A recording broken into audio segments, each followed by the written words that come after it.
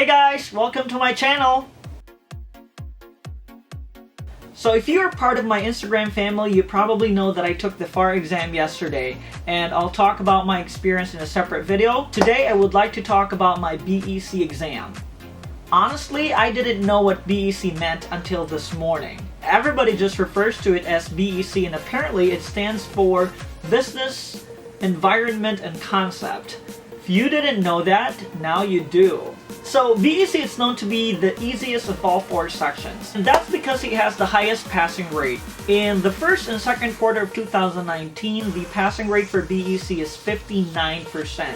That's compared to 47% for FAR. BEC also has the least amount of material to study. Here, I'm going to show you what Becker's books look like. So, here's what Becker's books look like. I don't know if you can see it, because I can't see my camera, but BEC's book is the thinnest of all 4. I also think that the reason why BEC is considered to be the easiest is because a lot of people take it last. So they've already learned a lot from the other sections. And I don't necessarily mean the topics, but based on how to study effectively, and they're more comfortable when taking the exam.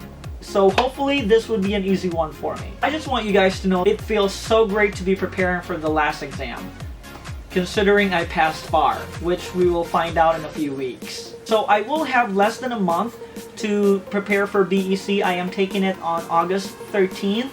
And I know it's going to be tight, but I'll let you know later why I picked that date. What I'm going to do is show you my computer, and we're going to do some planning. Let's do it! Do it! Do it! Do it! So I'm just going to show you my calendar quick and see what it looks like. So today is July 17th, and like I said earlier, I'm taking my BEC exam on August 13th. And the reason why I picked that date is because I want to get my result on the 22nd. August 14th is the cutoff date for that score release, and if I take it after that, I won't get my result until September 10th. And I really want to be done with all 4 sections before I start working full-time on September 9th. So it's gonna be hard trying to get it all done fast, and I'm not saying that you should do that. Do it at your own pace. I just see that as a motivation, so hopefully it works for me. And I know a lot of people who plan their exam date based on their study plan. I am different. I plan my study plan based on my exam date. And let me explain. For example, BEC has 6 chapters, and most people do 2 chapters a week. So what they're gonna do is plan it this way. So they're gonna do the chapters 1 and 2 on the first week, 3 and 4 on the second, 5 and 6 on the third week, and they'll have week 4 and 5 for final review, and then they'll schedule their exam. I personally do not like this approach, because let's say I start my week on a Monday, and if I finish chapters 1 and 2 by Thursday, I'm just gonna tell myself to take Friday to Sunday off and have fun. Or I would also procrastinate and not study until Thursday and rush through the chapters so I'm done by Sunday. So I know that that's not gonna work for me. And that's why I scheduled my exam and adjust my study plan accordingly. So here's what I think I'm gonna do. So I am now logged into my Becker account. Let's go ahead and go to the BEC section.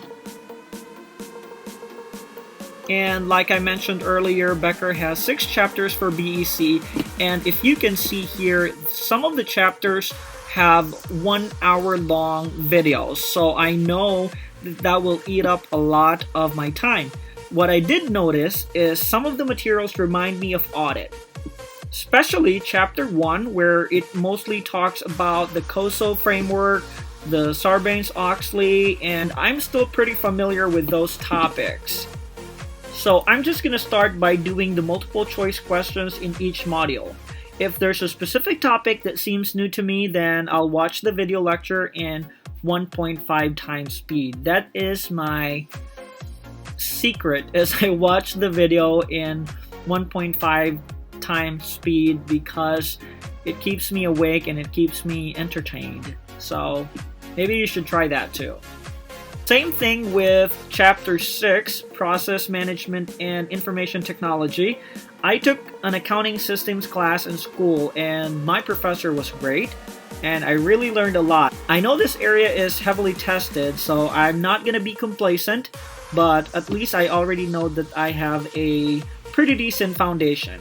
And one of the many things that I learned from taking these exams is that you need to know what your strengths and your weaknesses are. I totally enjoyed studying for audit, so I know that the topics that are related to audit would be my strength, like say ratio analysis, internal controls, and information technology.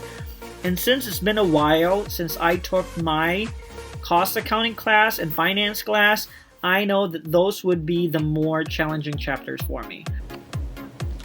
So since there are 6 chapters for BEC, what I'm gonna do is I'll spend 2 weeks for those 6 chapters. Chapter 1 is all about risk management, corporate governance, COSO framework, internal control frameworks. Those are the topics that I'm already familiar with. So I'm just gonna spend 2 days on chapter 1.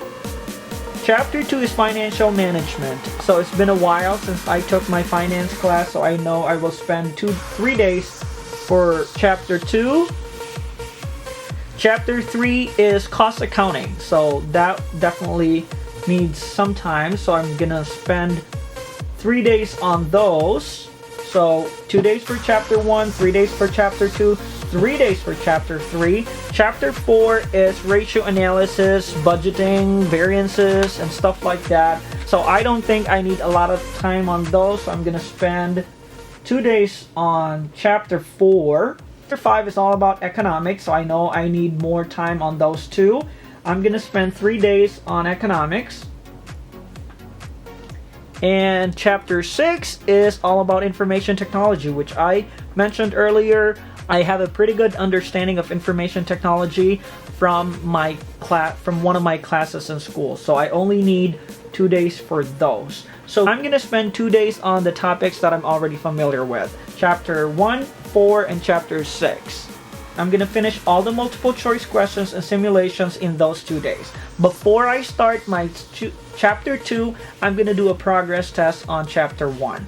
So that will take care of all 6 chapters for 2 weeks, and that should give me exactly 13 days to do the final review, and that should be enough. And of course, there's a lot of things that could happen within my schedule. There will be days that I probably won't feel like studying a lot, and that's okay, and that's why you have to have some wiggle room. The 2 weeks or the 13 days for final review, that would be my wiggle room. So just make sure that you guys are relaxed. You have to be disciplined and you have to push yourself, but don't push it too hard. You know your limits. So have fun studying. I'll keep you guys updated on Instagram, and I think that's all. Thank you very much for watching, and I hope you guys learned something new today.